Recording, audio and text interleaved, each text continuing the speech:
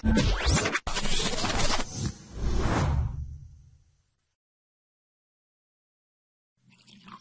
afternoon. Come on. You have tickets for the Super Bowl. This is the big one. This is the one we've all been waiting for. I'm Matt Schechner. It's my great honor and privilege, never more so than right at this moment, to serve as the CEO of Advertising Week. And this is our 11th year. And I must say I don't recall a gathering quite like this one. You are in for quite a treat over the next 2 hours.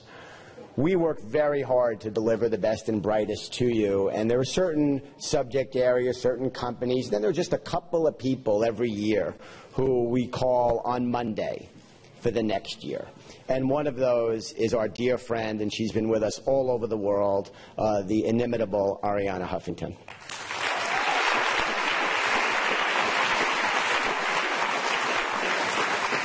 She and what she has done with the Huffington Post, which is how I get my news on all my devices, Arianna, whatever I have. I even have the HuffPost on my toaster. I have the special toaster app. Is just remarkable. The group that she has assembled here, you'll hear from all of them. But as you know, on the Thought Leadership Program, we have no singular theme. It's by design very, very broad. And we go very deep on all the of-the-moment issues, well, obviously a lot of the technology-related happenings in the industry and mobile and cross-screen and programmatic and native and all of those things. But what we particularly, really try to do is just to deliver extraordinary combinations of people. And I don't know that we're known for anything in particular. I don't think we're quite that famous. But one of the things that we do particularly enjoy, and that when we get that comment about the interesting combinations, that makes us feel good because it validates our instincts. And your attendance here en masse is very, very humbling to Lance and I and our team at Stillwell. I want to thank all of you for coming. I want to thank some of the people that have been so instrumental in pulling this together. We've worked very hard with Jordan and Amanda and Arianna's terrific team. I see a lot of friends in the audience. Marianne, thank you. The whole team. I mean, there are so many. This is the kind of situation you can't mention one name because you're going to get in trouble for all the ones you don't mention. So enough of me. This is going to be absolutely fabulous. We're thrilled to have you back, Arianna. Ladies and gentlemen, Arianna Huffington.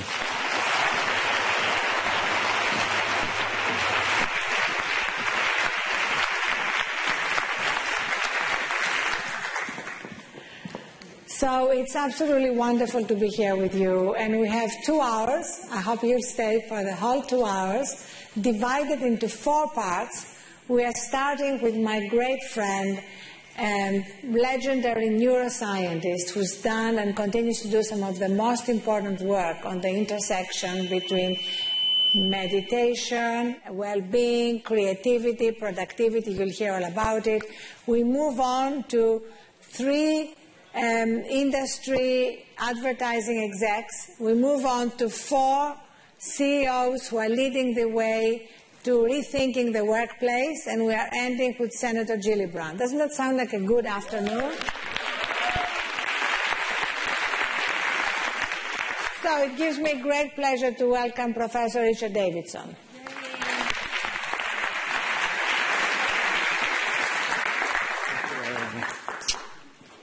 So if Thrive, could we have a little table here? If Thrive, my last book, was a novel, Richard Davidson would have been the hero. And if it becomes a movie, which I'm sure it's going to become a movie, I hope he plays himself.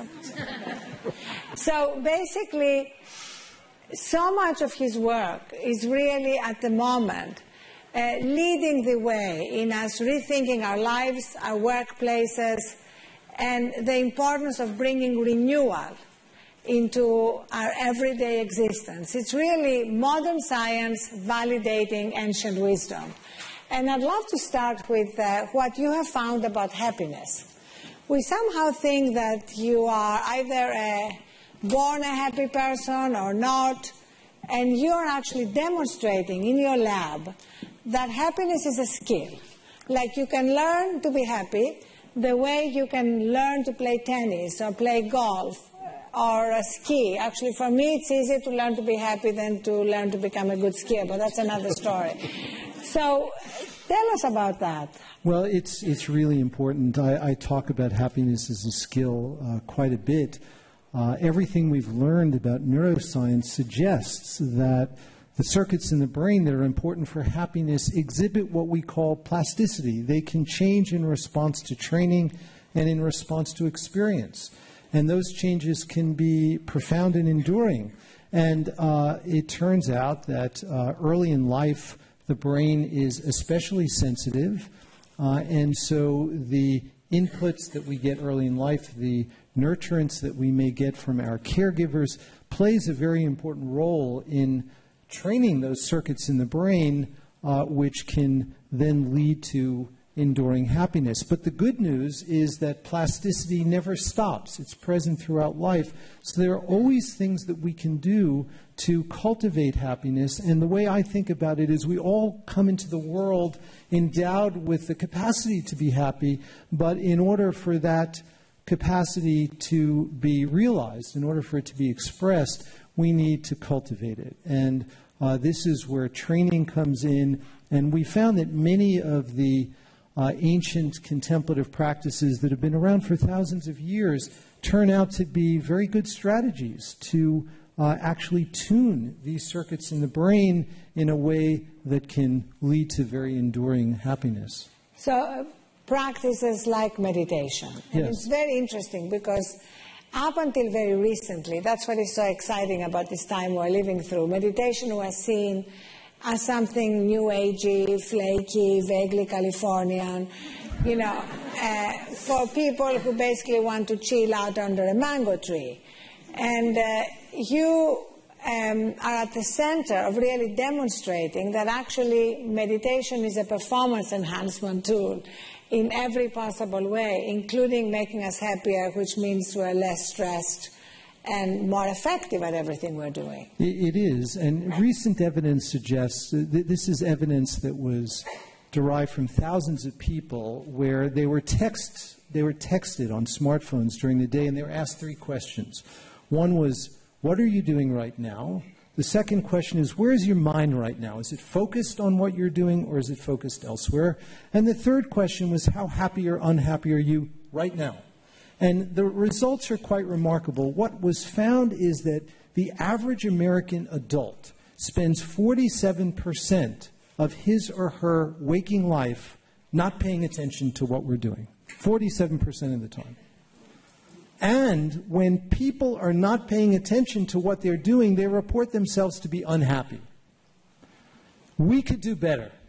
That is such a key thing. I mean, I really want to pause for a minute because this room, starting with this person, we're brought up on this assumption that when we multitask, we're really productive.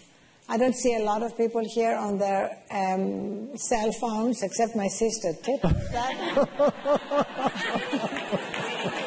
that down. My sister, Agape Stasinopoulos, a big believer in these things. I don't know what happened. There must be a lapse. So what now you're finding in modern neuroscientific discoveries is that, in fact, when we are fully present, when we are unitasking, that's when we are our most effective, our most creative, and our happiest. Yes, and if we can even gain a few percent of that 47%, if we're just doing one thing at a time, we'll, in fact, I think, accomplish more than if we try to multitask and suffer as a consequence. I know. When I stopped multitasking, including when I was walking in New York, I don't know if you were like me and you never walked without being on the phone or was texting while walking, I suddenly started noticing things that I had never noticed before. Like I remember seeing a building near my apartment and mentioning to a friend, how amazing the architecture and the ornamentations are. And I said to her, when did this go up? And she said, 1890. So I wonder, what else am I missing? So you're actually doing some new research, you were telling me in the green room, around the whole idea of focus and awareness. Yes. So there's a lot happening in that area, and there is very good neuroscientific evidence to suggest that even short amounts of simple meditation practices can improve our capacity to focus. One of the aspects of attention which is so important is to be able to notice small changes in our environment.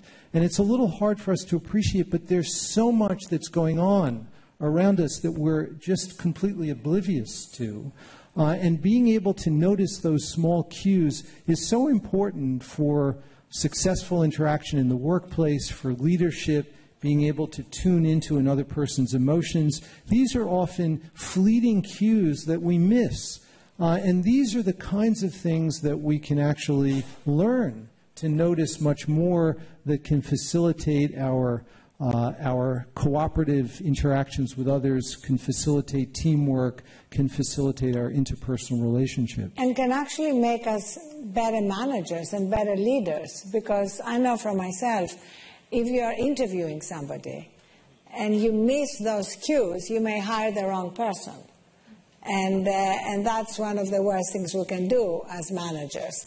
So I'm trying to take everything you're finding and show how incredibly practical and useful it is, as well as being the most important thing we can do for the meaning of life and for our happiness. But let's say for a minute you didn't care about these things, you just wanted to be the most productive, killing, crashing it every day in the office. These are real keys. It is. And one of the things that I frequently say is that the brain is changing all the time. It exhibits plasticity wittingly or unwittingly. Most of the time, it's unwitting. Most of the time, we're just being pushed and pulled by the forces around us, and our brains are changing as a consequence. The invitation here is that we can actually all take more responsibility for our own brains and shape them in ways which can facilitate happiness and increased productivity. So let's talk now about what you are finding in terms of the impact on the bottom line.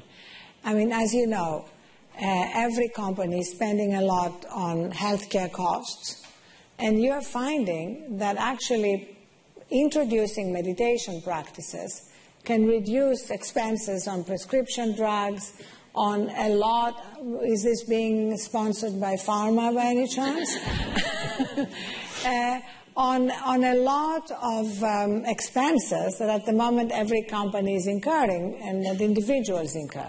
Yes, well, this is really, at this point in time, Arianna, this is a conjecture. We don't have the hard evidence, but from everything we do know now, we suspect that people who engage in these kinds of practices over time will actually show decreases in healthcare utilization, and as a consequence, decreases in healthcare costs. One of the things we do know, and this is really from very robust evidence, the best evidence comes from the UK, where they have done these very large studies with British civil servants. They're called the Whitehall studies. And one of the things we've learned from them is that happier people are actually healthier. Those data are really, really clear. We don't know exactly why, but happier people really are healthier, and if they're healthier, they presumably will utilize healthcare services less. They'll have fewer prescription drug costs, and if all that is true, it can make a difference on the bottom line. And if that's the case, I think that every organization, every corporation in America is going to want a piece of this, and then it's going to change like gay marriage. It's going to happen overnight. Fantastic. I can't wait, especially when you look at some of the latest findings that you are discussing with me about gene expression, that meditation can even change gene expression. And since we know that inflammatory markers are a main cause for disease, to be able to change that is pretty dramatic. How far down that path are you? It is really incredible. Well, we just published a really hard-nosed scientific paper just a few months ago, which was the first time anyone has shown that we can actually, through our own minds, in the course of a short period of time, one day of intensive meditation practice, actually alter the the expression of our genes. So this is the area known as epigenetics, and it refers to the science of how genes are regulated.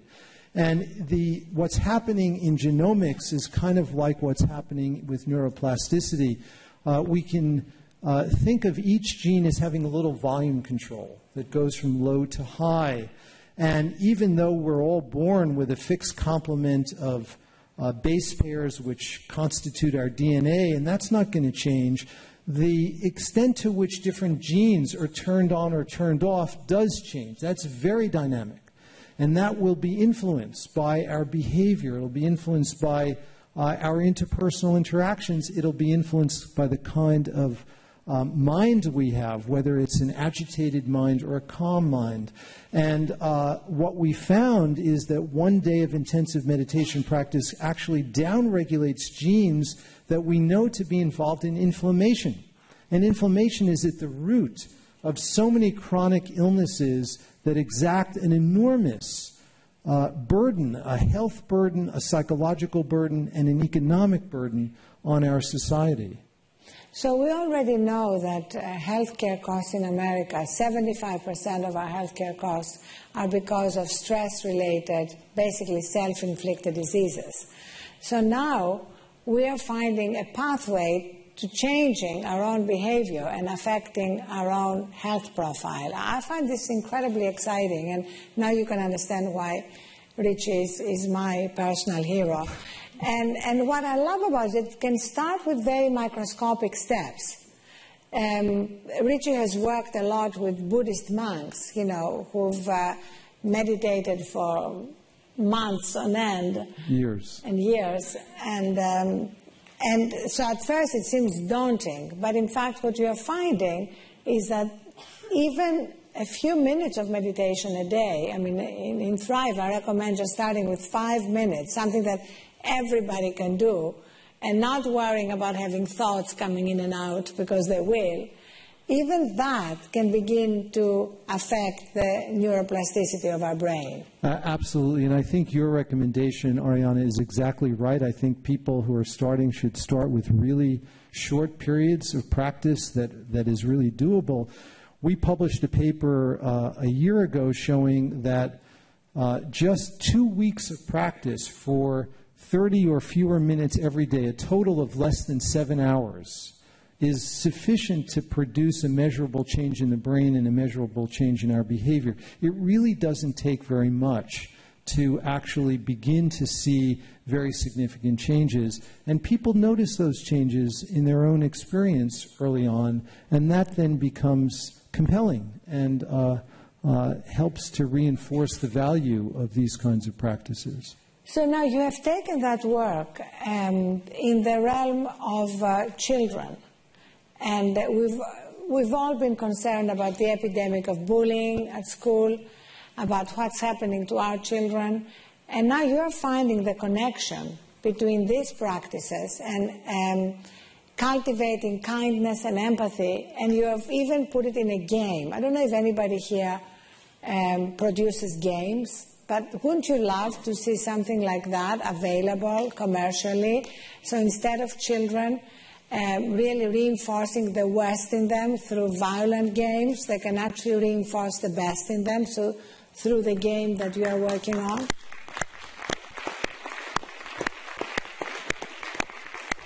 Shelley, you're nodding. Let's make it happen, right? I'm in with you. Okay, let's do it. No, that's so important.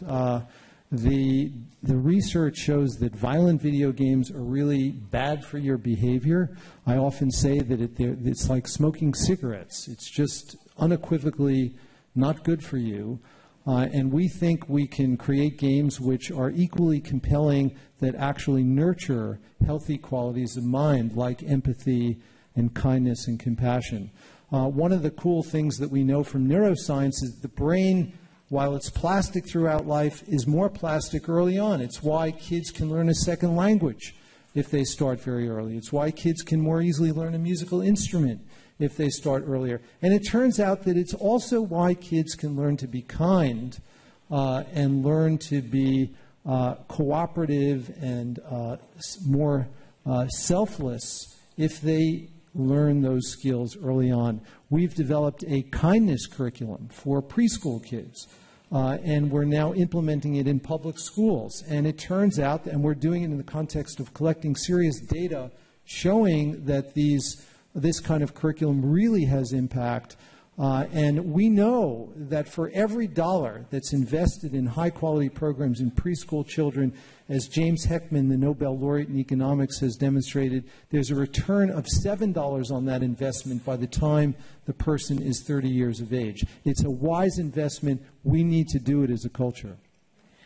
So another study that you've recently produced that I find very interesting, if anybody here is in a stressful marriage, it has implications for the rest of your life. Do you want to know about it? So this study was just published. I'm fortunately happily divorced, so this doesn't this doesn't affect me. But here it is. So this study that you conducted found that when people in stressful marriages were shown positive pictures, they showed less of a response than a control group. So basically, the stress of your marriage affects every other area of your life, including presumably your work, right? Your capacity to enjoy the rest of your life. Tell us about that. Yeah, basically what we found is that marital stress, more than any other kind of stress, and this is a large-scale study of people in midlife, marital stress interferes with our ability to experience pleasure, to savor the positive experiences of life. It was a really dramatic difference, and this is really key to vulnerability to depression. People who have an inability to savor positive experiences in life are much more vulnerable to depression. Marital stress really plays, and we measured some biological systems and showed that it really gets under the skin. It doesn't just affect our subjective experience, it actually affects our brains and our bodies in ways that interfere with our ability to savor these positive experiences. So it would be interesting if there is a study that shows that after the 2014 Ad Week, there was somehow a dramatic increase in divorces.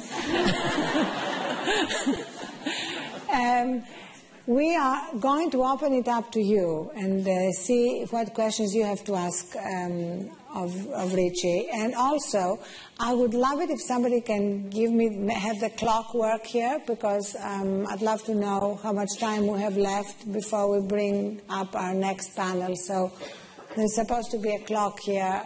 Otherwise, somebody can just give me hand signals. Either will do.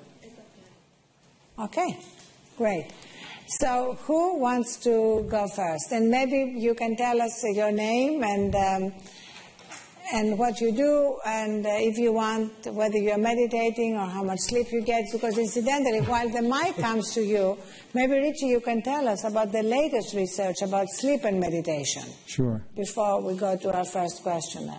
Well, we've just published some very recent data showing that meditation impacts changes in sleep in a very interesting way. It increases a particular signature in the brain that's associated with synaptic plasticity. This is a kind of plasticity that's really important for learning, for restorative mechanisms in the brain. And what it suggests is that meditation doesn't just affect our waking experience, it also enhances the capacity of deep sleep to be restorative, not just for our bodies, but also for our minds and brains.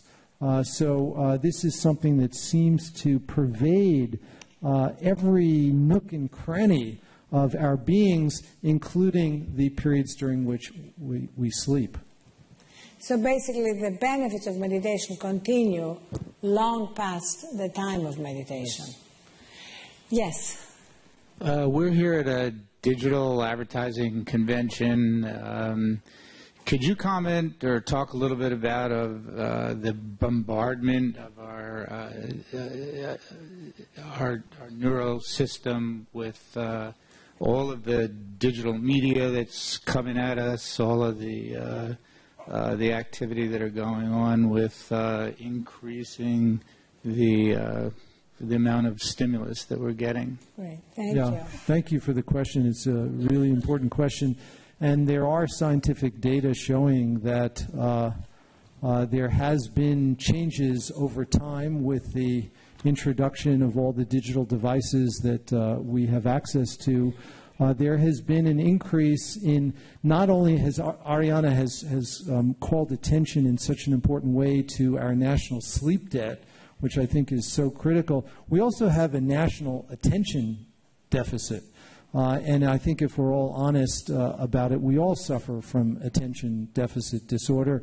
And in part, it's attributable to the kind of exposure that we have to digital devices. The kind of feedback that we get from them is a kind of immediate feedback. It's highly reinforcing. It becomes like a drug. And in fact, it co-opts the same brain systems that are implicated in addiction.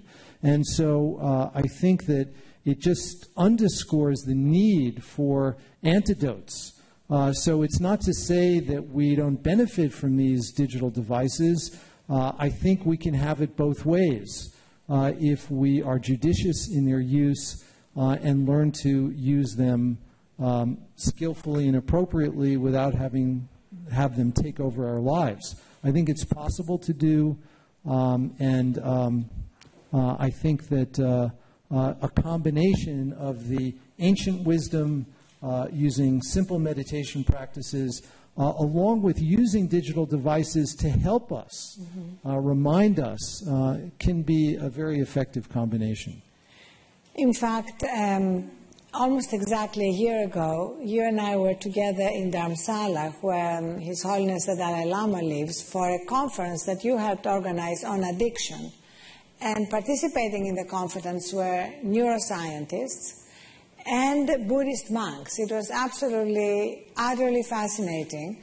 And as well as looking at obvious addictions in alcohol, drugs, we looked at the addiction of technology. And as you said now, maybe you can say a little more about it, it has the same impact, which is why it is so hard. You know, mentally, we know, for example, that we should not be doing email or texting right before we go to sleep. Mentally, we know that we should not be checking our incoming emails or texts when we wake up at night. Mentally, we know we should not go right to our smartphones when we wake up. We know all those things, but it is so hard to implement changes because we are actually addicted. That's right. And so neuroscientists make a distinction between what we call declarative knowledge and procedural knowledge. Declarative knowledge is knowing about stuff.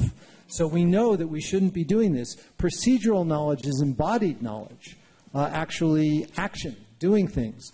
And so we know that we shouldn't be doing it, yet we do it nevertheless. And it's because these systems in the brain that are so critical for reward and addiction get hijacked by this technology. But we can actually, I believe, use the technology for good. We can harness it in ways that can be helpful rather than harmful. But it will require a little bit of recalibration, I think, in how we use it. But I think it's possible. And in fact, there are a lot of interesting apps. One of my favorites in terms of focus, attention, concentration is called Antisocial, which literally puts all your incoming emails, texts, news feeds on hold while you're doing something truly creative, like writing a piece or even writing a memo without all these distractions. And great meditation apps. One of the ones I love is Headspace. So that's, again, paradoxical but true, using technology to help us disconnect from technology. We have time for one last question. Shelley.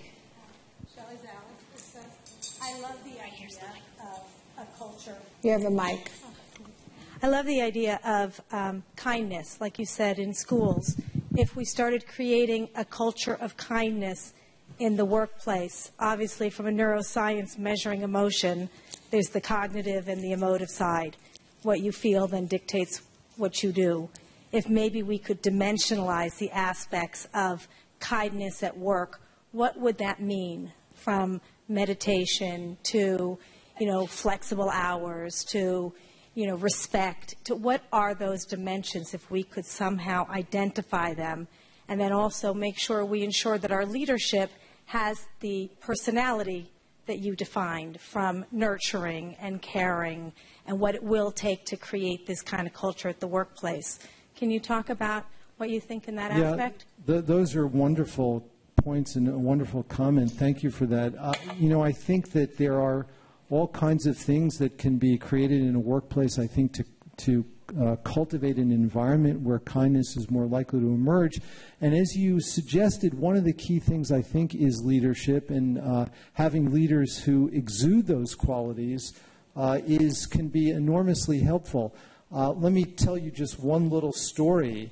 It's been a personal dream of mine to have the Dalai Lama come to speak at the National Institutes of Health, which is the most august biomedical research facility in the world. And I tried to do it a number of years ago. For a variety of reasons, it didn't work. This past March, he was invited with my agitation and help to give a lecture there. And Francis Collins, the director of NIH, called me and said, we'll have an hour before his talk to show him around different labs. What would you recommend that we have him see? And I said, look, he's seen a lot of labs. He's seen a lot of machines. Let's have him walk through. There's a hospital on the NIH campus where people with rare and serious illnesses are being treated using experimental methods. I said, I think you'd really enjoy meeting the patients. And they were initially very skeptical of that suggestion, but they ultimately went with it. And we walked down a hallway, and they had the patients brought into the doorway in wheelchairs and in their beds. And the Dalai Lama just went to each person and held them. And there was an entourage of about 15 people, including many NIH Institute directors. Some of the patients probably didn't know who the Dalai Lama was, but it was his act of kindness which was so palpable. And by the end of that walk, it was about a 30-minute walk down this hallway, every person in this entourage was crying. Every single person had tears flowing down their eyes. That is kindness in action, and that can create palpable change in one's environment. That is such a beautiful ending to our first session, because it really goes very counter to what we normally revere in workplace cultures. If you think of it, if you just start with the language, we talk about killing it and crushing it. And I was recently at a meeting when someone said, we now only have one throat to choke.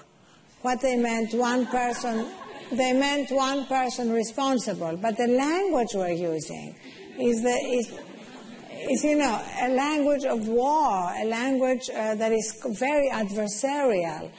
And that's something which I hope women and enlightened men, like all the men present, can begin to change in the workplaces, especially with the help of the findings that can give us the data that we can bring into the workplaces to show that this is not just a feel-good expression, but something that can have a positive impact on the bottom line and on the culture we create. So thank you so much for the work you are doing. Thank you for being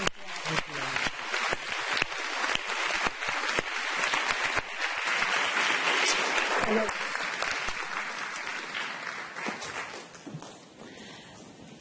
So now we are moving to our second half hour. Three fabulous agency CEOs. Laurie Hills, CEO of North America Havas Media.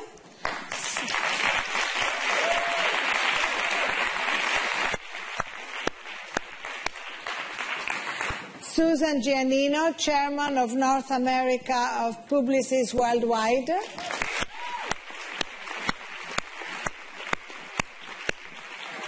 Good to see you. And Marla Kaplovitz, CEO of MEC North America.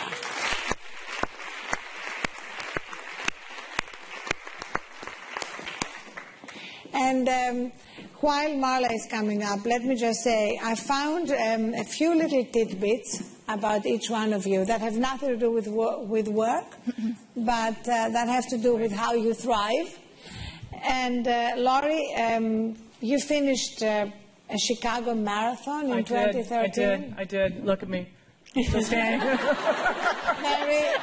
I'm incredibly impressed. Thank you. You ski. You only read physical books. No books on screens. No, I like to touch. Me too. I like to touch. I like underlining them. Yeah. It's perfect. And you never use Gogo Wi-Fi. No. I don't know about that. I do use Gogo Wi-Fi. Since you say some of your best thinking happens when alone in a flight. I love that. I'm on a flight. I'm one of Delta's 1% of the 1%. I've been on 89 segments just on Delta this year alone. My chairman was here this morning, Yannick Bolloré, for some of you that saw him. He's based in Paris, and he likes to touch and talk.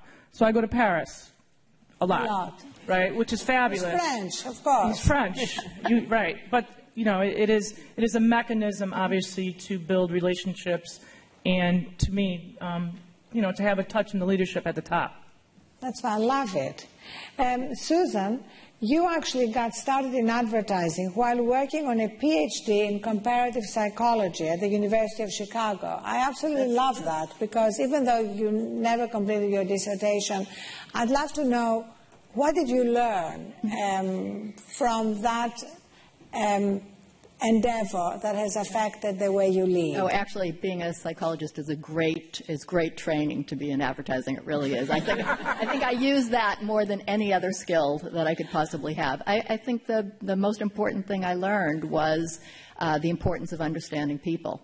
And to understand people, you really sometimes have to dig a little deeper and get beyond the surface and not just assume from what they say or for what they do very overtly that you know them. You really sometimes have to dig and listen.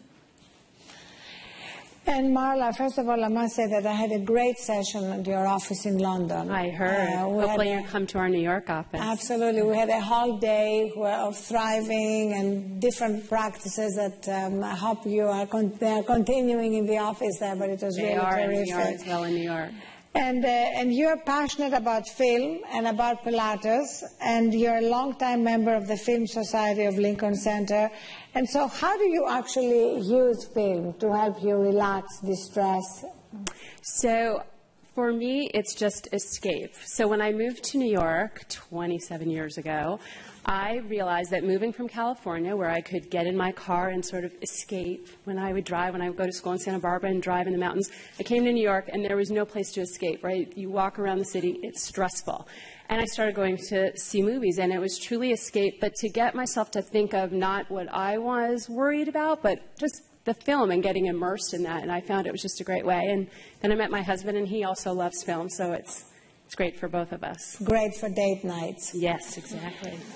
So, you know, whenever I'm asked some of the most challenging questions around how can you bring this thriving culture into our workplaces, people bring up how particularly difficult it is when you are in a client service business, as you all are. Mm-hmm. So, it's bad enough if you're in a 24/7 media business like I am, but it's much harder when you have to be at the beck and call of clients, when there are others waiting in the wings to take the client if they don't get a response. So, first of all, is that accurate? And second, how do you deal with it? How do you manage? I'm going to use a line from my colleague that hopefully is somewhere out here, Paul Marabella, about, you know, the analogy of an oxygen mask in a plane, right? Why do they tell you to put the mask on you first? So you can take care of yourself. So I say that I'm a direct reflection on the health and the vitality of Havas, right? That if the CEO's not ticking and working and all my parts aren't, you know, moving together, there's no way I can serve a client or a partner, as we like to call them, partners. And there's a CMO sitting in the audience. His name is Dave Brilla, right, who is an example of how it's a mutual relationship. He's healthy, he's happy, he's good, and what happens then is that it's contagious. So I believe it starts from within as a leader, and then once I'm stable and good, then it is contamination through the organization. That's not a good word, is it? No? It's a good word. It's a good word? Okay. The way you are using it, it's a very good word. Okay, yes. okay. It's good. I love that. Okay.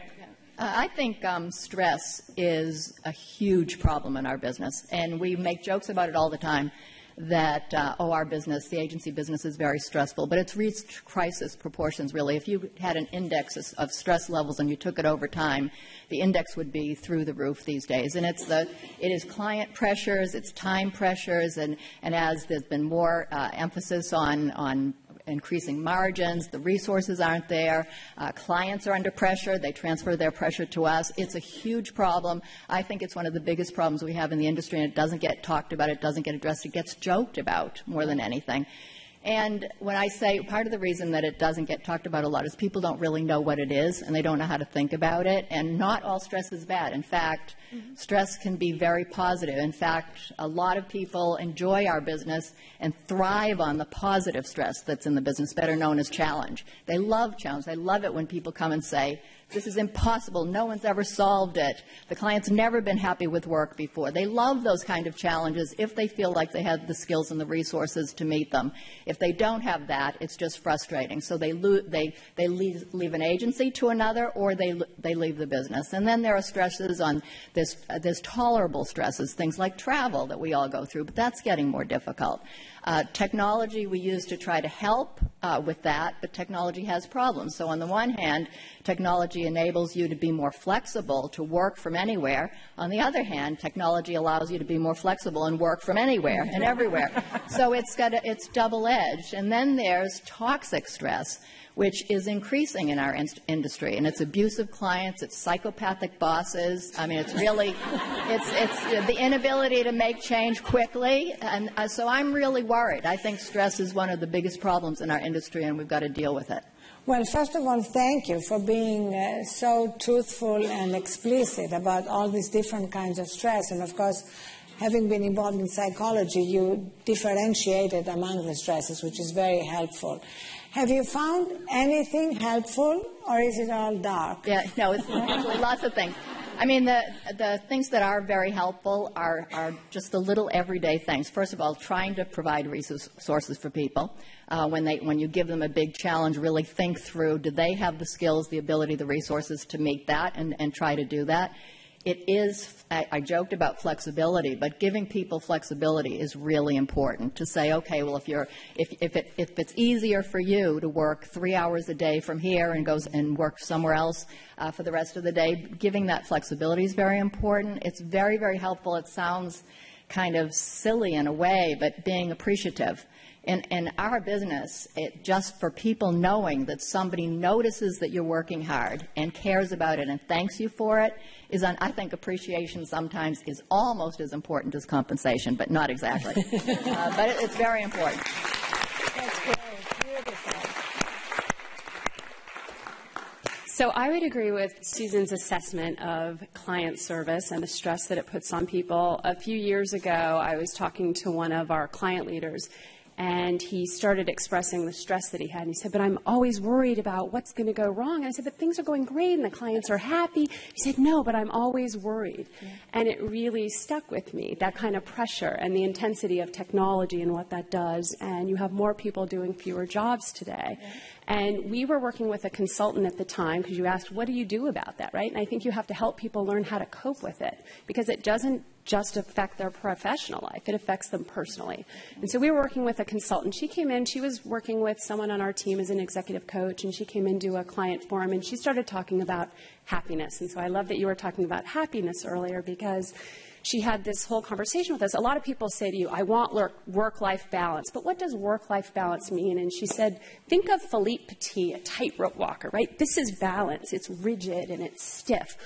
But think about going to a center of gravity like a surfer, and you kind of flow, right? Your life flows personal and professional, and sometimes you're busy in one area and sometimes others. And that's more of how we want people to think of it. So we started talking about happiness. We had her do a talk to our entire staff in North America, and then she came back and she said, I think I'd really like to teach this. What do you think? So we did this pilot, and we've now done it several times, Inspiring Happiness Project. It's a 4 to 6 week class. People sign up for it. You have to take a happiness survey because you can't be too happy or too sad. I was too happy, which I guess was a good thing, but it's really helped change people, and then we test them afterwards, and it's really had an impact on people, and again, not just professionally, but personally, and that's what people need, is they need to understand how they can have coping mechanisms. One of the things I learned as part of just this whole talk was gratitude. Mm-hmm. So now every night before I go to sleep, it's my way of just decompressing. I have my gratitude journal, and I write 3 to 5 things down that I am truly grateful for the day, and I think it makes a real difference. So do you know Bob Roth by chance, yes, Arianna? Absolutely. Okay. So I love what he's doing with the David Litch Foundation, yes. which I think as an industry, we have an enormous opportunity to do something similar. If you're not familiar with it, it is a foundation that takes meditation and the discipline of thinking into inner city underprivileged children in schools across the country. And it really is the premise of what we're talking about here, but in youth. And I was thinking about, I believe that I'm a good person because my parents were good people, or are good people, right? And so it is something that's so fundamental. And when we all compete, but we're all leaders together, right? Women leaders in the industry. And we share people. We trade people back and forth. It's like a giant, currency system of people. And when people leave an organization, they tell you, oh, Lori, I'm not happy. I'm like, well, tell me why you're not happy. It has nothing to do with money or clients. It's like a psychological 2 hours of employee, right? And then you trade them off to another organization, and then it's Marla's problem, right? But so... So, I mean, it's really something that I think we're, where's Matt? But if he can get 90,000 people together for a week here for Ed Week, he can run a meditation, symposium. That's fantastic. I love it. And what you said, about Bob Roth, what maybe can help accelerate this happening is that he's also taught a lot of people that we don't normally associate with meditation. He taught George Stephanopoulos. He taught Andrew Ross Sorkin, who has now started talking about meditation on Squawk Box, which is not exactly what you would expect. And he's taught a lot of other people who may want to remain nameless, but I mentioned those two because they've already gone public about it. And Ray Dalio, who is helping the David Litch Foundation, who is the founder of the biggest hedge fund in the world, Bridgewater. And he came out in 2013. He said 2013 was the year when CEOs came out, not as being gay, but as being meditators. And he said he's been meditating for 45 years and considers the center of his success. So absolutely, bringing this into the workplace could be transformational. And this is all, with the exception of Richie, this 2-hour session is all women. Mm-hmm. And we tried to find a woman neuroscientist who's done as much work, but we couldn't. But the point is that you are leading in a different way. I mean, I am trying to find a CEO who would be sitting on this stage and talking about having a gratitude journal. Anybody here in the audience, or do you know a man CEO who would have said that? Because I love those guys. We need to encourage them. We need to hug them. We need to have them speak more like that, because we need to be having these conversations. Once you identify the stresses, how can you help reduce them? Mm-hmm. Are you finding a greater openness among your colleagues, among your male colleagues? Yeah, there is more openness among the male colleagues. I think it's really for everyone, and the reality is not everyone's going to want to do it. So our happiness course, it's for some people, it's not for others. It's just about experimenting and finding what works. So one night we did a vision boarding session. It was at 6 o'clock at night, so it's technically after hours. And was it more female? Yes, but that's what attracted them. And it was something, again, different. And how do we try and help people just think differently? And also, Laura, you did something which I haven't succeeded at. What is that? Which is you've succeeded in getting your employees not to eat lunch at your desk. Oh, I'm not really popular around noontime. We moved into a building very deliberately, architecturally designed it in total openness. The only solid door that we have, besides the elevator, is on the bathroom. It's all glass. And I do not have an inside voice, right? I have this, right? It's loud all the time. And the challenge for me was to, adapt to just the just complete transparency. Now, understand that I'd be sitting as close to you in our workspace, which I love. However, if you're eating curry and I'm eating peanut butter and jelly, not so good, right? So we decided to say no eating at your desks. And I have to tell you that 97.8% of the employees respect that and go into huddle and cuddle spaces throughout the building and eat privately or eat in community. We've created community kitchens, and there's 1 or 2 that don't listen. But the point was to get you to stop, take a break, take care of yourself. And what I've noticed is that now it spills into coffee time, tea time, water time, whatever it is, right? And what I love about it, though, is it's really changed the culture. And as you know, human behavior is very, very difficult to change quickly. And that has been kind of the motto of the company, is change faster.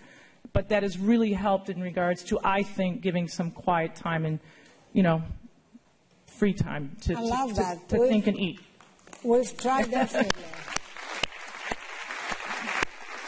We've tried, as Jordan Jason, who heads marketing and a lot of other things for us, and we've tried to do it at HuffPost. We've even given prizes, like we said that the person who has lunch out with more people ends to pick one of our 11 international editions, and we'll send them on vacation there. Love. In one of these countries. Love. So our HuffPost 50 editor just won. We haven't announced The other idea is that since I like our IT director, right? He's the biggest nerd on the planet, but I love him because he's so smart. I said, shut everything down. Shut the server down. Shut it all down. He's like, that you can't, Laura. I said, why not? Why not? If you force people for 2 hours to go do something, right?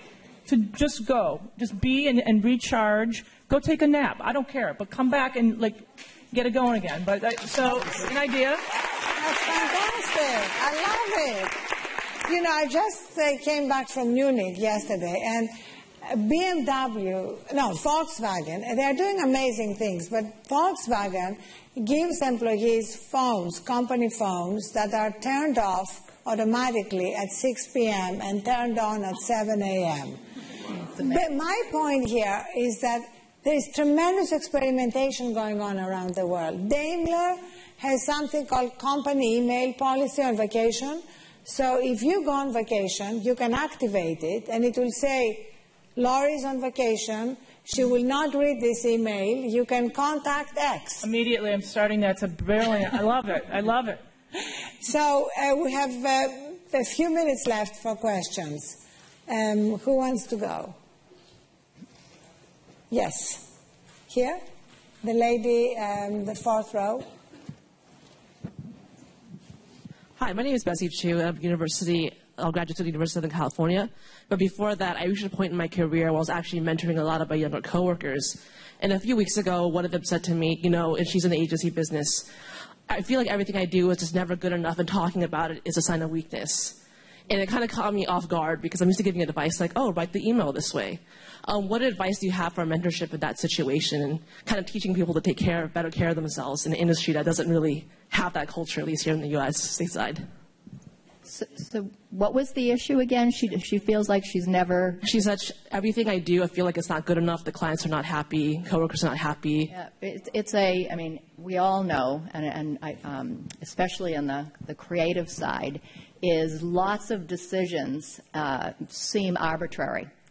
Because it's an art as much as a science, right? We all hear, well, this scored better than that, or you do a strategy. Whose judgment gets to decide whether it's a good strategy or bad strategy? So there is what seems a bit of an arbitrariness, which can be very frustrating to people. So even when you do good work, when you do fantastic work, someone can decide it's not good enough because from where they're coming from, it wasn't what they were looking for. So that's an issue in our business, and I think what we need to encourage is do the best you can, do the very best you can. And sometimes, actually, ironically, you're doing what you think is the best, and the client or somebody doesn't think it's good enough. So you have to be very strong inside to know that you gave it your best. And I think that's the best you can do. And we need to, I think, as industry leaders, we do need to address the sometimes arbitrariness of judgments about strategy work and creative and client service overall. It's an issue for us in the industry. Does she enjoy her work? Okay. Because I think if she enjoys it, you have to learn how to deal with the criticism. Yeah. I was having this conversation with someone the other day. I think we talk a lot about, there was an article in the New York Times the other day about women are more pleasing. Yeah. And that's a challenge when you get criticism, which I would look at as feedback. It's about how you make it better, but it's about how you look at it as constructive feedback as opposed to internalizing it, because the client feedback, what's going on at that situation, it's just how do you think about it a little bit differently. But the other thing I would say is she should get on another account. Thank you so much. This has been absolutely wonderful. I learned a lot from you. Thank you very much. When's your next book coming out? Oh, my next book. Oh, please. You don't want me to go writing another book. Why? It's good. Really good. You're really good.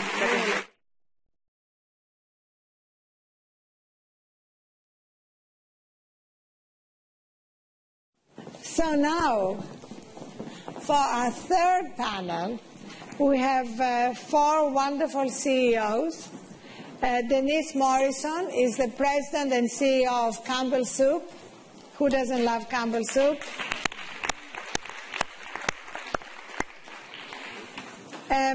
Shelley Zallz, you've already met. She's the CEO of Ipsos Open Thinking Exchange.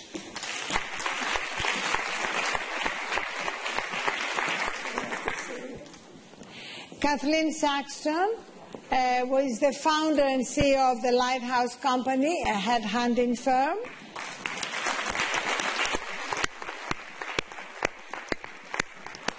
And Gracia is the president and CEO of Gannett. So,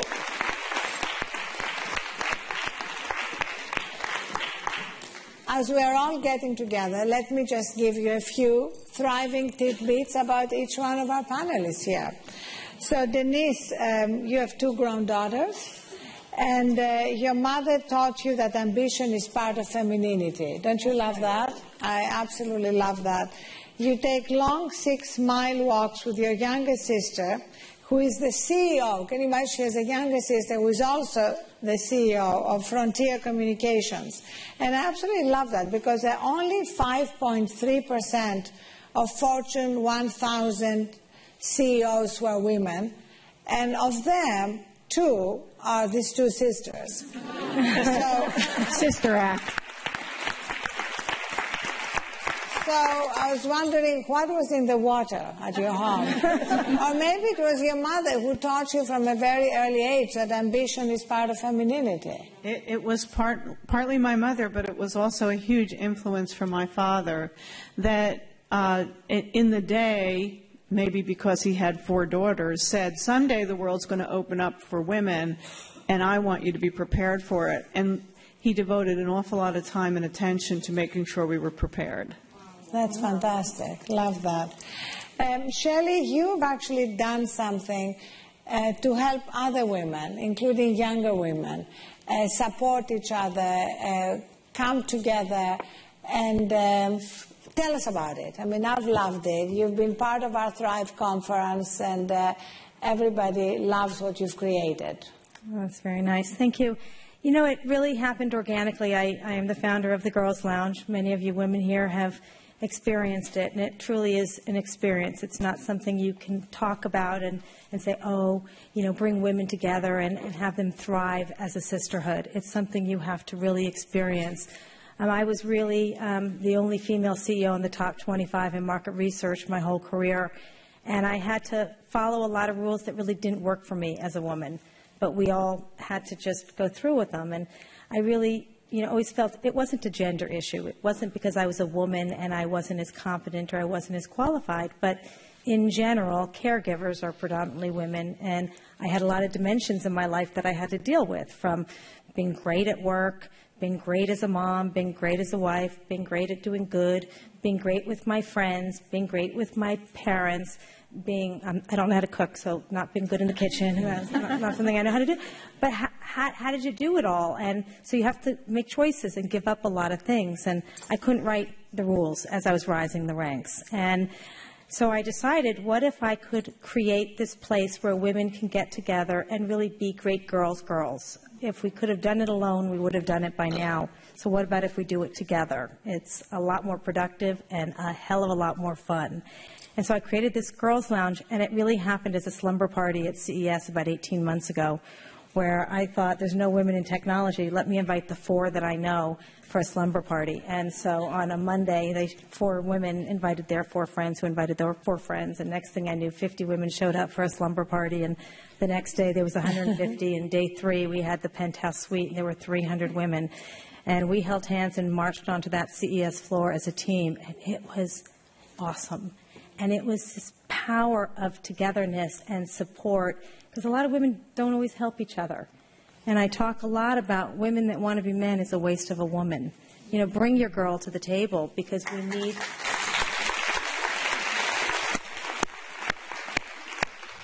we need that femininity. And, you know, oftentimes we trade it up because that's how you get ahead, by adapting the rules that you had to live by. But sometimes those rules don't work. So break them, get rid of the junk in the trunk, create the new ones that will let all people have better lives, you know, all around. That's great. Thank you. Kathleen, you and I did a panel together in London, so I found out a lot of little tidbits about you, including the fact that you played the flute and the piano. You recently ran your first marathon. You danced to just about anything.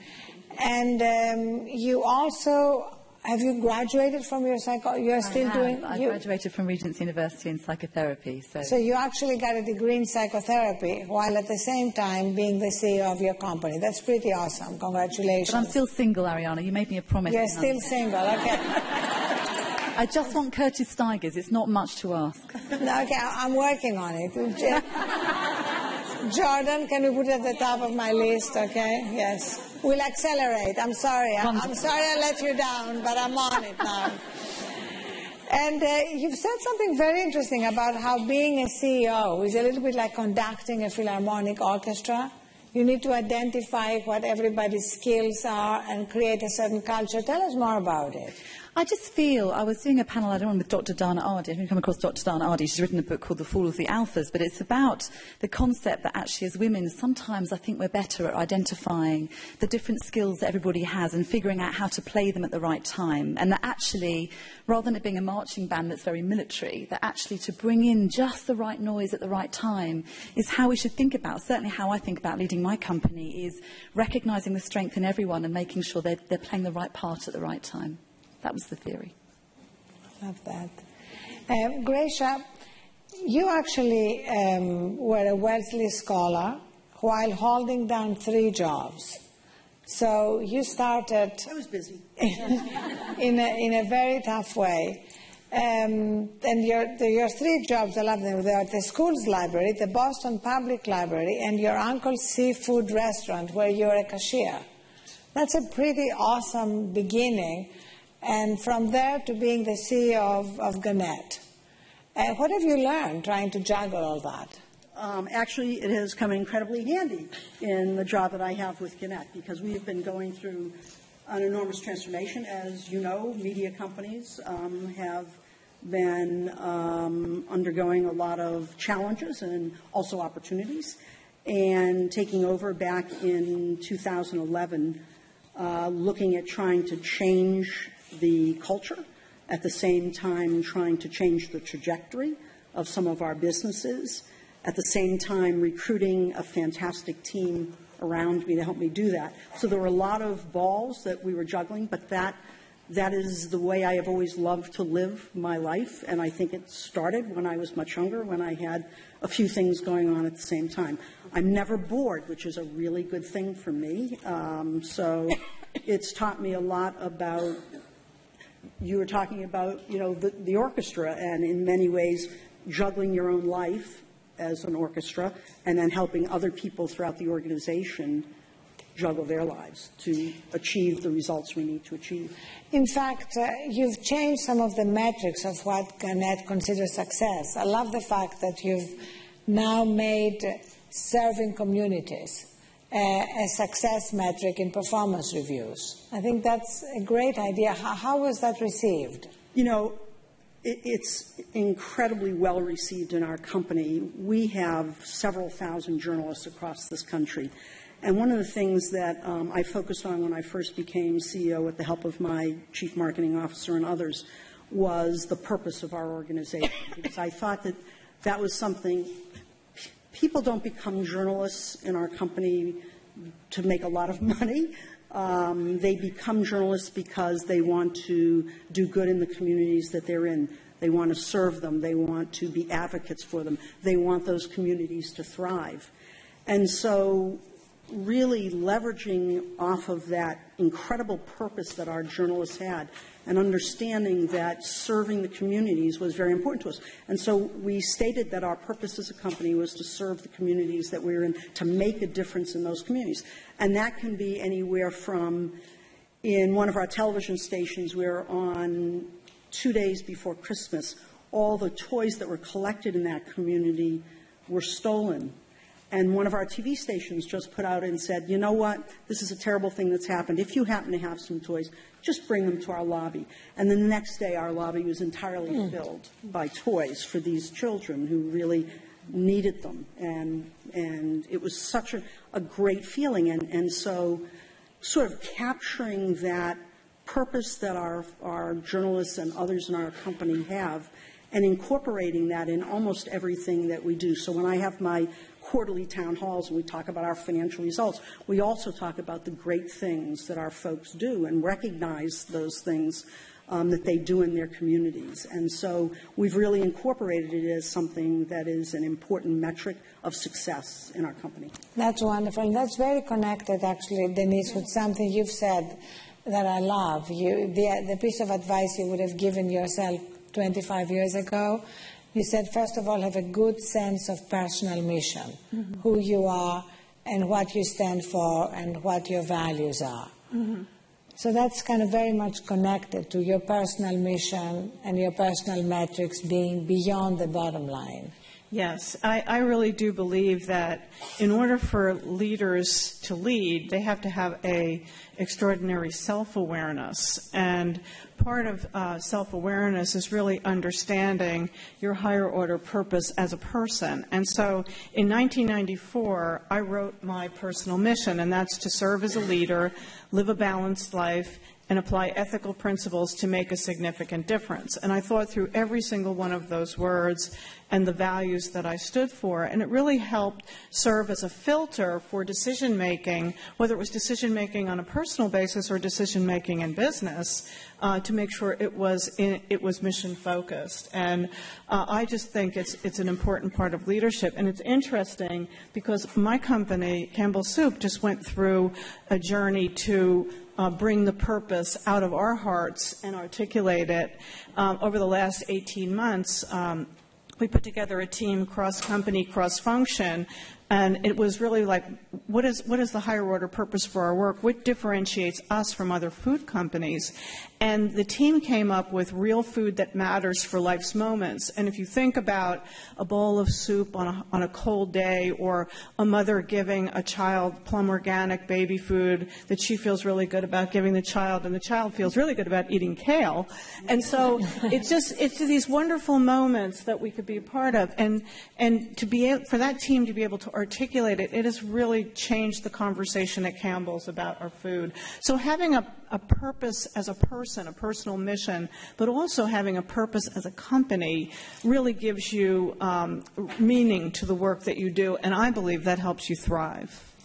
And when you talk about your balanced life, which is part of your mission, what does that mean in practical terms? I don't know about you, but I've never had a balanced day in my life. What I mean by balance is I have 3 circles. One is academic, one is spiritual, and one is physical. And when I find those 3 circles are in balance, that's the best source of positive self-esteem and the root of happiness. And so I'm still working on the physical diet part, not the diet nutrition, but the exercise part. I've been on every exercise program program known. But seriously, keeping those things in balance is really important. And I think on the subject of work-life balance, I've always approached it as work-life integration. So there are days where your work is taking priority, there are days when your life is taking priority, and you hope it all balances out at the end. But I think if people can come to work and bring their whole self, it's a lot healthier for business and it's a lot healthier for the person. And what do you mean by academic? Academic, I mean keep your mind continuing learning and growing. I'm a big reader. I can't get enough of learning. And I think that no matter what stage you are in your life or in your business, just that constant childlike imagination of I want to know more, I want to learn more, exercises different parts of your brain. I love that. I hadn't thought of it as academic. I just suddenly got scared that you're actually taking a degree at the same, at the same time that you're running Campbell. Arianna, the girls are redefining work-life balance to work-life styling. We want to style our lives instead of the balance because we don't think it exists. Yeah, definitely the word balance has to be eliminated. Well, it implies perfect equilibrium. Yes, and it also kind of makes us judge ourselves because we are not balancing everything, because you're right, it's never going to be perfectly balanced. Shelley, before we go to questions, you've actually said that you want both men and women to go home for dinner and not miss their kids' school play. So this is not just something that should be what women aspire to, but for everybody. I think it's a people issue. I think people want lives. I mean, and even if you don't have children, maybe you want to go spend time with your dog, or maybe you want to go work out and find, by the way, exercise that you don't like is stress. Exercise you love, you thrive. Right. And so, I think it's have a life, and I think we all deserve lives, and but it won't happen if we just follow and expect it to happen the way it is, because it isn't working. So something's got to change, and you have to proactively make those choices in your life. We all have those choices, and you don't have to just be the boss to figure it out. And something is changing, because I think it's kind of amazing. I don't know if you've all read Mohammed El-Arian's piece. He was the CEO of PIMCO, and he resigned when his 11-year-old daughter gave him a list of all the milestones in her life that he had missed. And it was a really powerful piece. So I think there is a new awareness emerging. I think it's changing, though. I think in the role that I do as a headhunter, finding leaders, there's lots more men beginning to ask me to help them negotiate different working practice. So rather than it only ever being the women that ask to leave at 5 o'clock or have a day that they can leave early or whatever it may be to negotiate in, we're now finally having men asking us to help them with that too. And that makes me feel that something is changing. But the men are asking you for the help, which is really interesting. Yes. But it is, just saying for the record. Yeah. And, right, and I just think it's fascinating because, we all are entitled to life. And one of the things I say, and one of the things I always did was, and even when I was not in charge, because we all are in the same situations, negotiate deals with your own colleagues. Don't wait for an institution to create rules to give you permission. There's always ways, because we're all in the same situation. So do your own little negotiations. And one of the things I always said to myself was, no regrets. And so no matter what level I was in any organization, I would think forward and say, if I miss my kid's soccer game, am I going to feel bad? And if the answer was yes, I was not going to do it. And I found a way to work it out. And the best way to duplicate yourself, and maybe someone is not going to be exactly you, is to have open architecture space where you're sharing everything you're doing so you can share jobs. And you can say, I'll cover you tonight if you cover me tomorrow. Work it out, because you never want to look back in life and say, shoulda, woulda, coulda. Everybody's guilty. Everybody. We had, Beth and I, had lunch and listens at Campbell's to try and understand how to give people more flexibility. And we had female groups, we had male groups, and we had mixed groups just to see how the different groups reacted. And the men were guilty because they weren't home with their families having dinner, and the women were guilty because they were leaving early to pick up the kids. I'm stereotyping a little bit here because there is crossover. And the mixed groups, they were all guilty for one reason or the other. And I'm like, stop being guilty. Yes. Everybody just go home and have dinner, right? Yeah.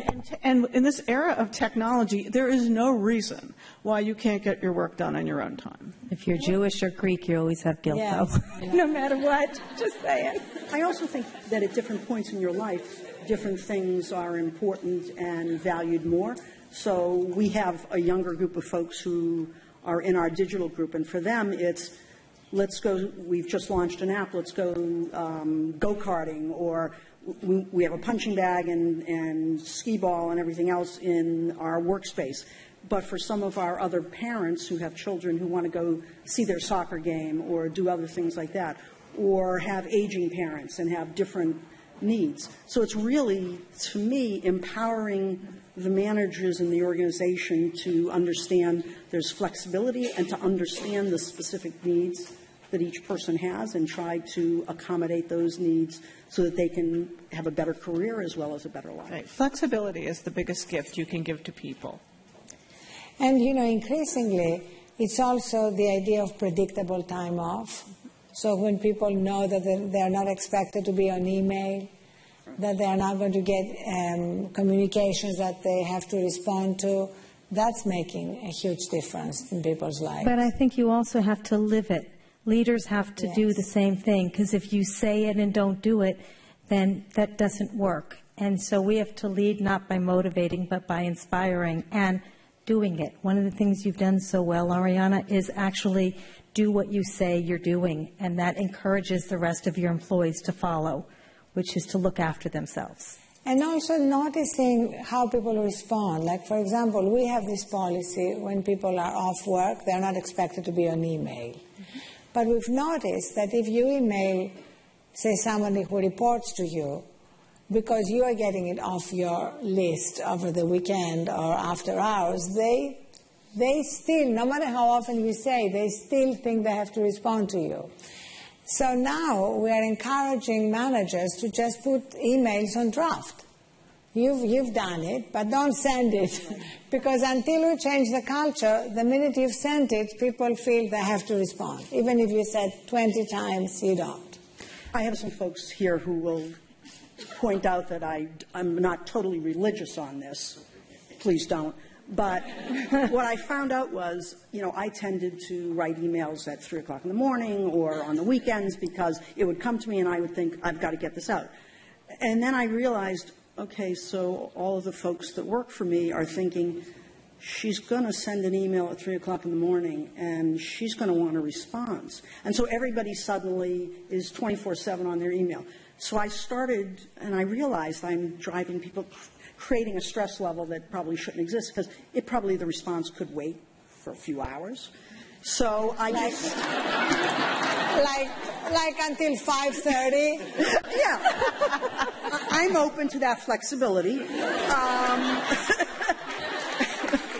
But I found that actually I said, you know what, I'm going to stop writing emails on the weekend unless it's unbelievable we're in the middle of a deal or something like that.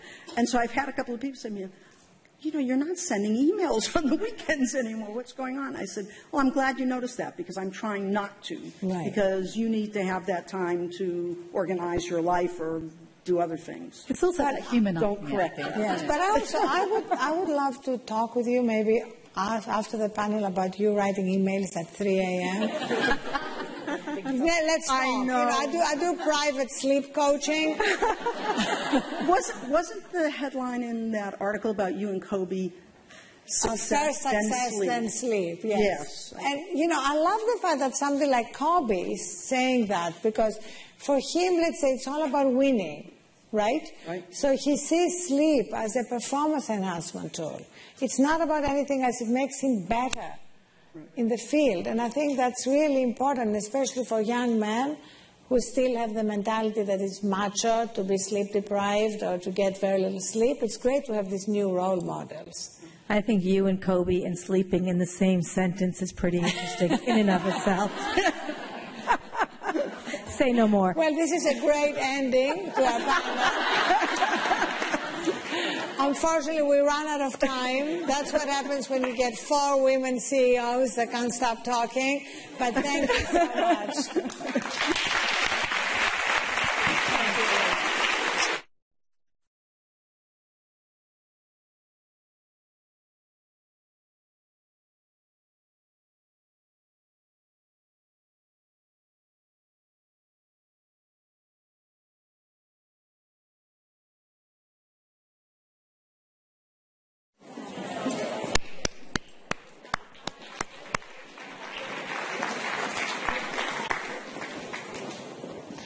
So, come in, yes.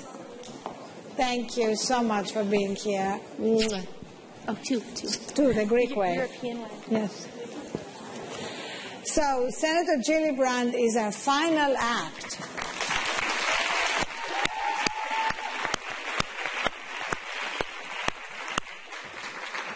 So, as well as being the junior senator from New York, she's recently written a book, I don't know if you've read it, but totally worth reading, called Off the Sidelines, and which is dedicated to your grandmother.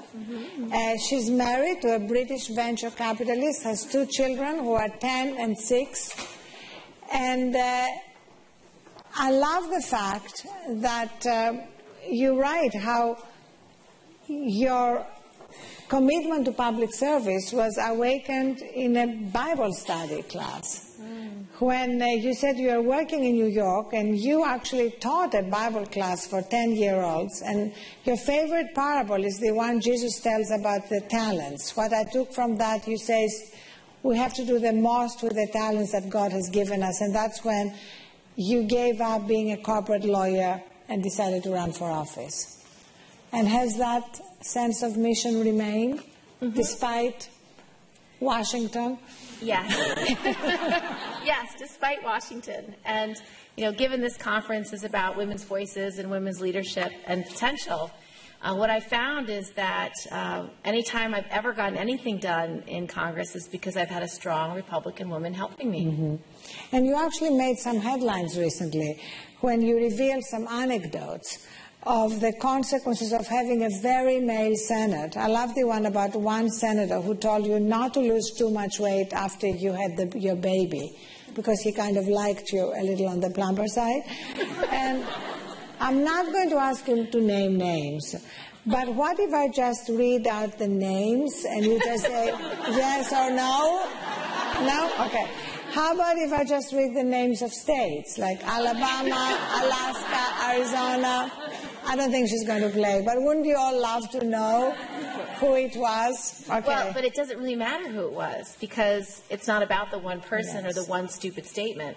It's much more about elevating the conversation to talk about the real challenges that women have in the workplace, no matter where they are, whether they're a member of Congress, whether they're a secretary, whether they are the lady who's going to clean this studio tonight, that in fact these challenges are real, they are shared, they are common, and that we have to elevate these debates to begin to hold decision makers accountable. So whether it's the NFL, where obviously women are not being valued, whether it's the military, where if you are an assault survivor, if you report it, you're more likely to be retaliated against for reporting it, or whether you're a kid on a college campus who tries to tell your administrator that you've been brutally raped and nothing's done, you're not only blamed, but then you're retaliated against for bringing it up. So the instances are irrelevant, and the ones that were even more affecting to me were the when I was younger. And so I shared these anecdotes from across my career and different parts of my career because I want the reader to know that she's not alone. If your boss, says something rude to you or obnoxious to you, it doesn't define you. It doesn't mean you can't push ahead. It doesn't mean you're not going to be a partner at that company and be his boss someday. And so that's why I shared the stories, so that people could see themselves and understand that they're definitely not alone and that they can overcome whatever the challenge might be. But I think one of the reasons why it had such an impact is because you think at some level this stops being a problem. Yeah, no. And like at the level of being a senator, don't you think? You would believe that this is no longer an issue. So that was what was so dramatic. So you picked the title, Off the Sidelines. And you urge women to get involved, to get off the sidelines, in public life in one form or another. What do you think, beyond all the institutional barriers, is keeping women off the sidelines? Because it isn't just institutional barriers, it's also what we do in our own heads. Yes. So I have a whole chapter called Ambition is Not a Dirty Word. And I think it's an important story about how all of us, young girls and women, at some point in our lives will have a hope, a dream, a goal, a big dream. And at some time, often we lose that girlhood bravado and give up on it for a number of reasons. We might say, oh, it's too ambitious, or I won't be liked, or how will I ever get married? It doesn't matter what your impediment or challenge is. We just lose sight of it sometimes. And what the book's about is telling women how important their voices are, how important their dreams and hopes are, that they should aspire to do great things and big things. And even though there's some studies that say that if you say, this is a picture of an ambitious man, is that a good thing or a bad thing? Everybody says, oh, that's a great thing. He's a leader. He's going to go far. But if you show a picture of a woman and say, this is an ambitious woman, they say, oh, she's cold. She, is competitive and only cares about herself and self-aggrandizing. So despite people's view of the word, we can all agree it's good for girls to have hopes and big dreams. And we want girls to aspire to them. And we want women to achieve them. And that's really what the book's about, really creating a call to action to tell women their goals and ambitions are good and they should try to achieve them, because when they do have a seat at the table, when they are heard on the things they care about, outcomes are very different. And also what I love is that you are doing your success differently. Actually, in my speeches, when people ask me for role models about how you can succeed and thrive at the same time, I use two. I use you and Padma Warrior. Padma Warrior is the Chief Technology Officer of Cisco. And she talks openly about she gets 8 hours sleep, she paints, she writes haikus, she meditates, and every Saturday she does a digital detox. And people can't believe that somebody who oversees tens of thousands of engineers can do a digital detox. And you are one of the very few women senators. You're incredibly effective. You take on huge issues, whether it's assault in the military or the latest issue about male senators who are overstepping boundaries. And you sleep about 9 hours a night. Can you believe that? Isn't that awesome? Tell us about it. Well, I do need sleep, and I loved Arianna's book because she really gave very common sense recommendations about ways to make your life stronger, better, and how to thrive. And I agreed with all of her recommendations. And sleep is really important to me, and creating a holistic lifestyle is really important to me. And I share that in the book because I want people to know, how do I get from A to B, and what does it actually look like? And by sharing that, you can get a little bit of self-help in there. And I always like the self-help, so I appreciate it when I read it in other women's books. So I do get good sleep, and I do try to make doing something for my health a priority. I try to work out at least 2, 3, 4 times a week whenever I can make it happen. And what I've realized is I'm just happier. I'm more effective. I'm more efficient. I'm more productive. I'm a much nicer boss. I am a much nicer wife, and I can handle all the challenges that children will always bring. I have much more patience, and I'm a lot more fun. So making that little bit of time for myself was really a revelation. I really struggled after having my first child, and even after having my second child. I don't know how I got from 2 to 6. My second child, with making time for myself. And a lot of young mothers make this mistake, and anyone who's had kids out there knows this to be true. After you have your first child, you just feel like, oh, I have to do everything for this child, I have to do everything for this baby, and then once in a while you'll consider your husband, or maybe not. But making that time is really hard, and then after the second, that time completely evaporates. So whatever you used to do when you were young and single doesn't seem part of your life anymore. And we have to remember, what made me healthy then, what made me happy then, how do I bring that back in? And once you figure that out about yourself, you become stronger, you become more powerful, you become more centered, and you become better at all the things you're doing. And it's such a great lesson about living a holistic lifestyle, one that makes sense to you. And you mentioned in that role models, and I talk a lot about my role models in the book because they were so important to me. I had a grandmother who was a trailblazer, who never went to college but was a secretary in our state legislature.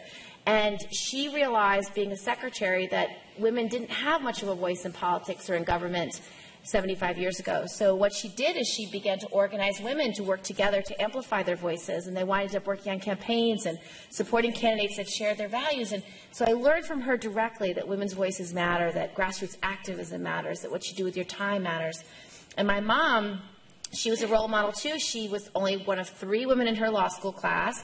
She would be working as a lawyer on the phone, filing details of an adoption case while cooking dinner, while saying, "Hi, honey, how's your day?"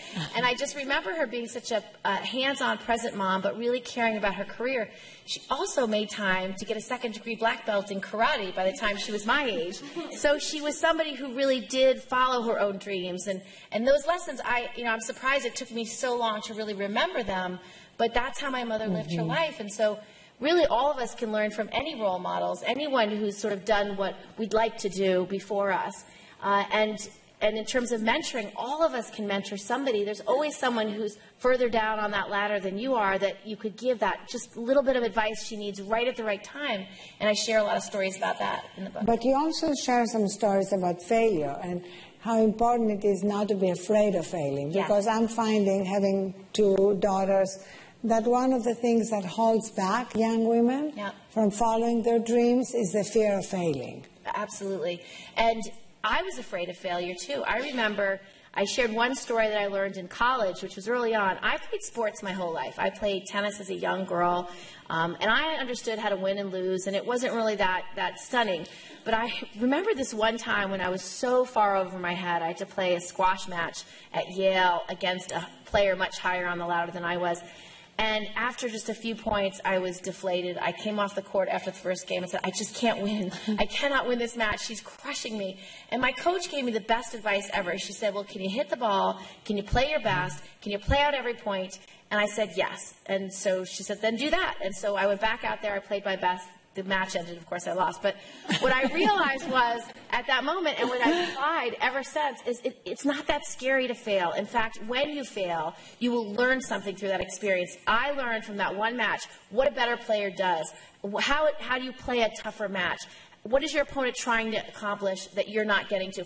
And when I'm fighting sexual assault in the military, it's the same tools.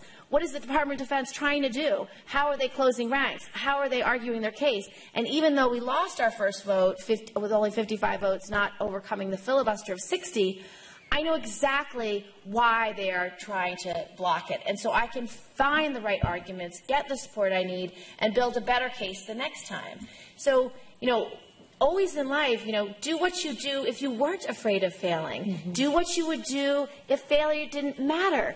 And that's one of the biggest impediments for women running for office. They're afraid, well, it'll be so painful if I lose, or if they run all those terrible negative ads, it'll be embarrassing, or I want to protect my children. And so oftentimes they don't compete in politics because they don't like the landscape and they don't like what failure would look like. And my view is the way to overcome that is think about what you're going to accomplish when you win. Why do you want to be there? What issue is it that you're going to fight for? Are you going to be the one who solves childhood obesity in our school systems? Are you going to be the one who deals with hunger? Are you going to be the one who knows what to do on a national security level? It doesn't matter what the issue is, but there's something that's driving you, and that's why you run, to do that one thing, to fix that one problem, to change that one outcome. Don't you want to be president?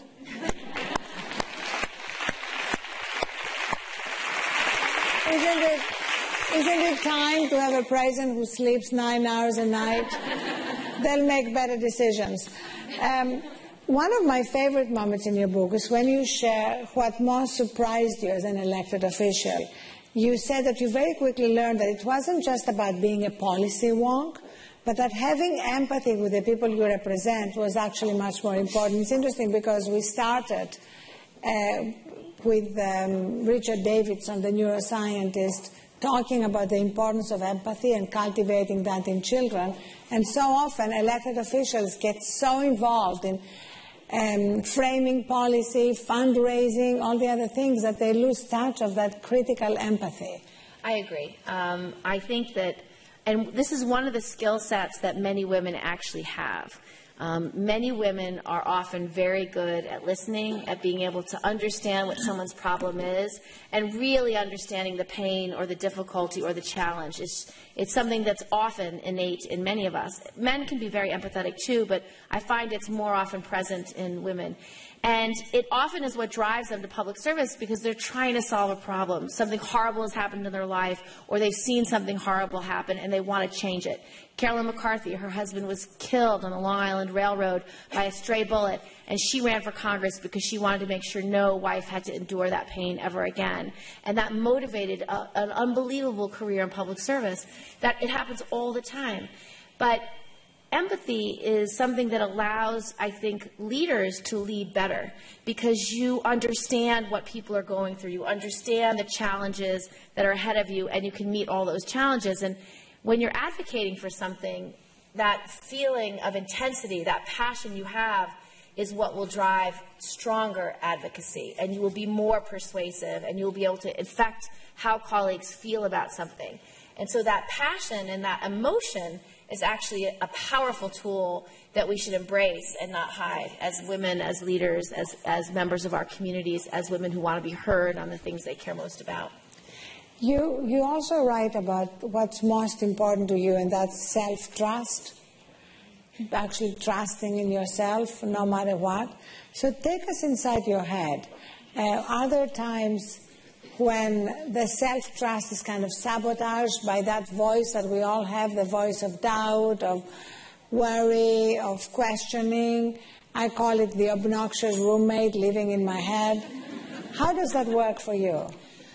Well, I try to stay positive, and that's a really important life lesson for me. And one of the examples I used in the book was about trying to pass the 9/11 health bill. Now, when I was first appointed to the Senate in 2009, this was something that Senator Clinton, now Secretary Clinton, had worked so hard on trying to move that ball forward. It was one of the things I had to take on. And so I was, working with my staff about, how do we pass this bill? And we came up with a list of things that we were going to do: have a hearing, first ask the chairman for their hearing, have a hearing, make sure we could get Republicans to participate, work with the House, all these things, very specific things. And my chief of staff just leans over and says, there's no way we're actually going to pass this bill. I was like, what do you mean, no way? How can you say that? Well, no one's ever going to vote for this. The narrative that had been going on was this was a New York problem. New York has a lot of money. New York has to fix it. And the problem is that the men and women who raced up those towers and sacrificed everything to first save people and then find survivors and then find remains, they're now dying of horrible cancers. And all their health care's run out, all their insurance run out, and they're going bankrupt. And so we were trying to make sure these men and women have the basic health care they deserve as heroes. And so I decided my staff needed to regroup on this, and I actually made them read the book, The Secret. Now, many of you may think it's a really, ill-advised, self-helpy book. Fair enough. But it was just some objective way that I could instill in them that positive thinking is a good thing, and you should strive to think things like not in terms of what you don't have or where you can't go, but you should think of things in terms of what you aspire to and how do you get there. And so we had a lot of jokes about it, but I made him read it, and we talked about it. And then we at least got to talk about how do you set your goals. And so we set the goal of we are going to pass this bill. And what would it take to pass this bill? And if we are going to succeed, what are the 10 things that must happen to be successful? And so we started doing those 10 things. And one of the things I had to do was ask for help. And I asked my colleagues, I don't know how to pass this bill. And the best advice I ever got was from Mary Landrieu, who, if you remember, she's the senator from Louisiana, and she had gotten the world to care about Hurricane Katrina survivors. And it took a lot to do what she did. And so I said, Mary, how did you do that? And how do I get anybody to care about our 9/11 heroes? And she said, Kirsten, no one will care about the 9/11 heroes unless you explain to them why you care. And I thought, oh, yeah, that's right. It's not just about having the hearing and writing the bill and getting... And so I really had to feel and understand the pain that these heroes were going through. And the more I spent time with them, the more I understood it. And I gave this one big speech on the Senate floor, and I started to cry. And I thought, oh, I'm ruining my career. This is bad. I need my composure now. And So I finished my speech, and it was because I read a letter that a husband who had since died had written to his wife about how horrible it was for him to lose everything he loved. And it was just a husband with young kids saying, everything I love is being taken away from me. And it ends with, like, her and his kids. And I'm like, oh, it was so painful. And afterwards, a staffer came up to me and said, Kirsten, I've been here a long time. I've never heard a speech like that on the Senate floor. And so I realized at that moment that that's why empathy matters. That's why you have to care. And if you can't explain why you care, then you will never be successful as a public servant.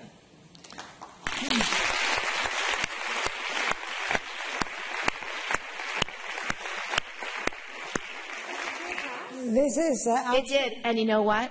Because of the women of the Senate, these Republican senators helping me behind the scenes, it passed the day before Christmas unanimously. Wow. I called it the Christmas miracle. It really was a miracle. This is such an incredible ending.